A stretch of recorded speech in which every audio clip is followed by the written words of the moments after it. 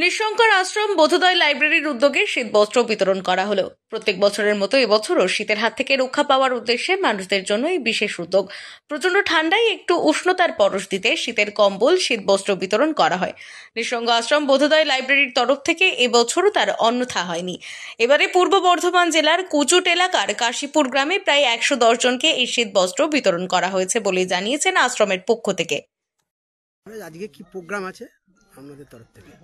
আজকে আমাদের নিঃশঙ্ক আশ্রম বোধোদয় লাইব্রেরির তরফ থেকে ব্যবস্থাপনায় আর আমাদের এই কাশীপুরের যে গ্রাম, এটা আমাদের ভক্তদেরই গ্রাম।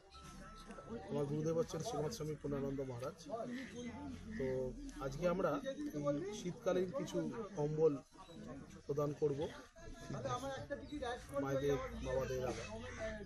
তো মেনলি এই অনুষ্ঠানটাই আছে।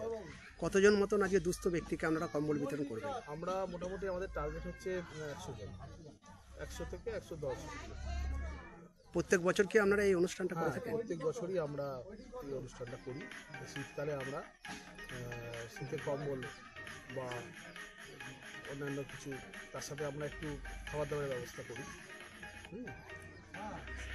তো এই বছরই আপনার নাম এবং পরিচয়? আমার নাম হচ্ছে ব্রহ্মচারী মেধা চৈতন্য। আমি নিঃশঙ্ক আশ্রমের সাধু সন্ন্যাসী।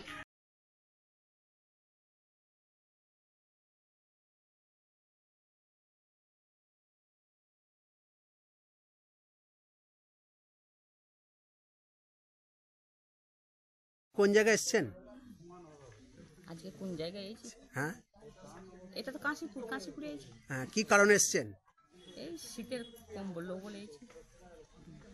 কাদের পক্ষ থেকে দিচ্ছে শীতের বস্ত্র? থেকেই দেখছি, এই শীতের বস্ত্র পেয়ে কেমন লাগছে আপনার? ভালোই লাগছে। কোন জায়গায় এসছেন? আমি কাশীপুর এসেছি। হ্যাঁ, কি কারণে এসছেন? এই কম্বলের জন্য এসেছি, শীতের জন্য। হ্যাঁ, আর ওই নিঃশঙ্ক তোমার আশ্রম থেকে টিকিটটা দিয়েছে। কম্বল পেয়েছেন আপনি? পাবো এবার, এখনো পাইনি, পাবো। এই হচ্ছে। এই কম্বল পেয়ে কেমন লাগবে আপনার? শীত কম লাগবে।